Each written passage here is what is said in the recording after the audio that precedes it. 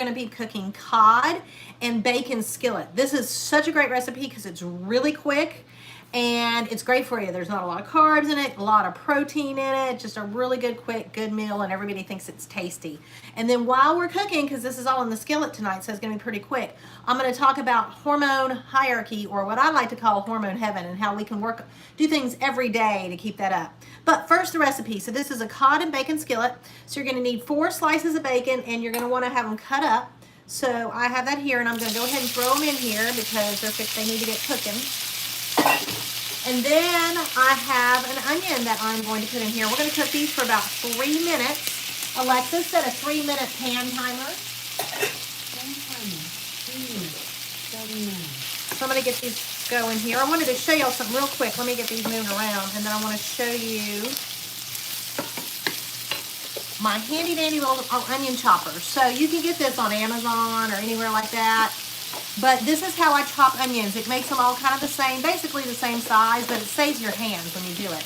Another thing I have that I love is these. These are my onion goggles. So whenever you're cooking, if you need to cut onions up, these are awesome for that. They're really inexpensive. I think I've had 2 pairs in like 15 years, so they last a really long time. So keep that in mind. So right now, we're cooking this onion and this bacon up for about 3 minutes, and then we're going to be putting in the rest of the recipe here. So when I'm talking about a hormone hierarchy, what I'm talking about is that our hormones have to be balanced in a certain way, and if certain hormones aren't balanced, then other hormones cannot be balanced. Interestingly, though, before we ever even talk about the hormone situation, what we need to talk about is minerals. We have really pulled minerals out of our diet. We just don't have them in our food anymore. They're not in our soil. And so most of us are walking around mineral deficient. And minerals are what spark plug our hormones. So if we don't have good minerals, our hormones are not doing the thing. So that's the first thing you need to think about whenever you're really trying to balance those hormones, is think about, are you getting enough minerals? Maybe do an electrolyte in the morning to kind of really help that, get those foundational minerals of calcium, potassium, sodium, magnesium. So think about that. So the first hormone that needs to be balanced is cortisol. Cortisol, it comes from adrenals. The adrenals are on top of our kidneys. They're basically our energy source in our body. They also produce hormones. So like when women go through, or men, but women tend to go through this more, we go through a lot of hormonal phases in our lives. The adrenals are significantly affected by that because they actually produce our sex hormones, along with our ovaries if we still have those.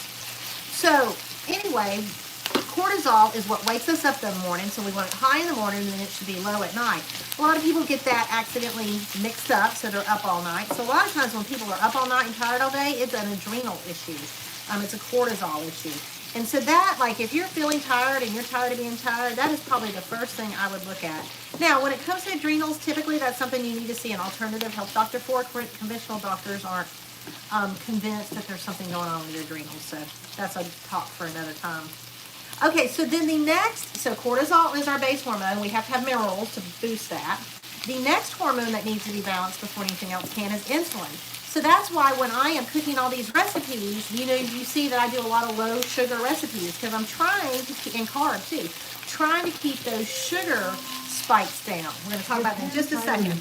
Alexa, stop. So now we've got these onions and this bacon that's been in here about 3 minutes. And so now we're going to add the butternut squash, and I'm actually using frozen butternut squash, and here it is right here. Alexa, stop. And we're going to do this for about 3 minutes as well. Alexa, set a 3-minute timer.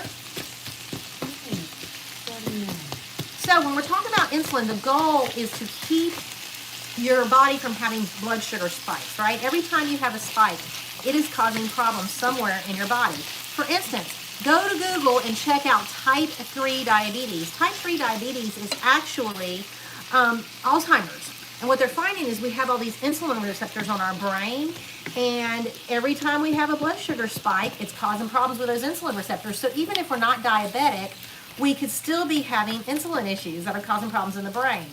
And every time that insulin pops up, you have this roller coaster. Have you ever been hangry?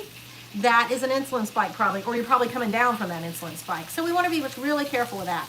So things you can do for that are like eat protein in the morning. Actually, I'd love you to eat protein all day, but make sure you get 15 to 30 grams of protein in the morning. Also, make sure that you don't do any liquid sugars. Liquid sugars are really bad for us. They immediately start causing problems because there's nothing nutritional in them. And they tell our body that they're not safe, because anytime our body gets non-nutritional food, it doesn't think it's safe. And our body wants to be safe so it can do things like get pregnant, by the way. So these things, all these hormones, if they're not feeling safe, you can't get pregnant. So if you're somebody who's struggling with that, that would be something we could look at. So when you think about those liquid sugars, even think about coffee, because you put a lot of liquid sugars in coffee, but if you drink coffee on an empty stomach, you're actually going to have a sugar spike. So just be careful of that. So that next hormone we talk about is one that a lot of women are interested in, and it affects women more than it does men, and that's thyroid. So cortisol has to be balanced. That's the one that gives us energy. Then insulin, so we're not hangry, right? And then thyroid. So thyroid has to be balanced before the sex hormones. And a lot of times women are walking around with what is called subclinical hypothyroidism. And basically what that means is their thyroid is not working optimally. However, it's not within the range that a conventional doctor would call it hypothyroidism. So you're still not, it's not working well, we got to fix it. That's the whole point. So this is where a really good testing comes in. Blood testing is the best thing you can do for this. And you want somebody to give you a full test, a comprehensive test, rather than a just like test TSH or like T4. You need more than that.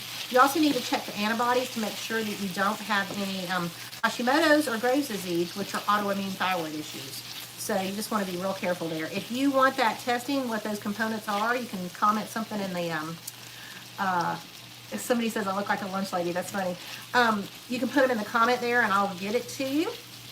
But you also want, once you get that thyroid tested, you want to have somebody that knows what they're doing looking at it. Somebody who's a functional or a alternative doctor to check that out. Then, so a lot of times when we're having thyroid issues, things like you can't lose weight or you're gaining weight and you can't really figure out why, you're losing weight. Alexa, stop. Okay, the final part of this recipe, and then we're done. Alexa, stop. This is the cod. So we're putting the cod in. We're going to have the cod in there for 3 minutes.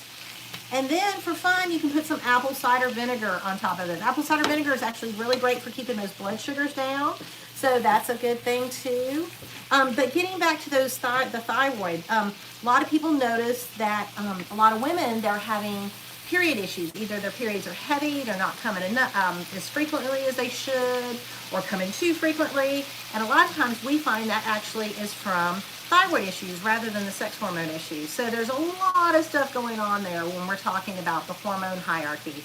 But I hope you enjoyed tonight's meal. As soon as this processes, I'll get everything in the comments. It's 4 slices of bacon, 1 onion, 2 pieces of cod. I had some olive oil in here, a bag of squash, and then when it's done, I'm going to put apple cider vinegar on top of it as I put it in the bowl. So if you have any questions, let me know, and thanks for joining me tonight.